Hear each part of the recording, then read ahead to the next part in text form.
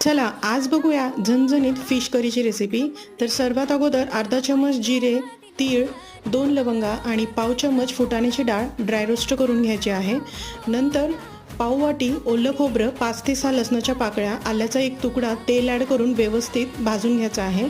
नंतर त्यामध्ये थोडासा कांदा, थोडासा टोमॅटो आणि कोथिंबीर ॲड करून फ्राय करून थंड करून झालं की ते मिक्सरच्या भांड्यामध्ये ट्रान्सफर करून पाणी ॲड करून बारीक हे वाटून घ्यायचं आहे। नंतर 5 ते 6 चमच तेल घ्यायचं आहे। तेल गरम झालं की वाटण ॲड करून व्यवस्थित भाजून घ्यायचं आहे। नंतर त्यामध्ये काळा मसाला किंवा कांदा लसूण मसाला ॲड करून तेही छान तेल सुटेपर्यंत भाजून घ्यायचं आहे आणि त्यामध्ये चवीनुसार मीठ आणि कडकडीत आवश्यकतेनुसार पाणी ॲड करायचं आहे आणि झाकण लावून 5 मिनिटासाठी हा रस्सा व्यवस्थित आपल्याला शिजवून घ्यायचा आहे। आता ह्यामध्ये मासे ॲड करून 2 ते 3 मिनिटं शिजवून घेतले की झणझणीत रस्सा बनवून तयार होतो।